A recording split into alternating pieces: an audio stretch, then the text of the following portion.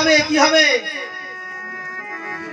ব্রাহ্মণ সন্তান যে আশীর্বাদ করলেন, আশীর্বাদ ফলবে, ফলবে তো কি বাবা?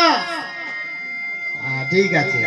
তাই এইদিকে নারায়ণ চিন্তা করছেন যে একদিন ভিগুমণি এসেছিলেন,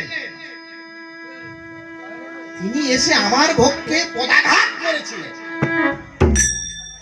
একবারে সরাসরি এসে, ওই কোথায় কোথায় নারায়ণ কোথায়, কই দেখি, একেবারে পদাঘাত করে মেরে দিয়েছিলেন।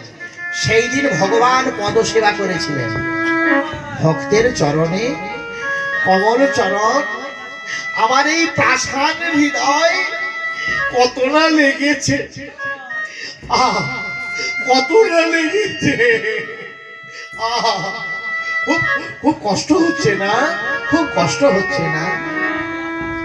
তখন ভিগুমণির চৈতন্য ফিরিয়ে দিয়েছিলেন, দেখলেন যে ভগবান কে, পরীক্ষা করছিলেন যে ভগবান কে।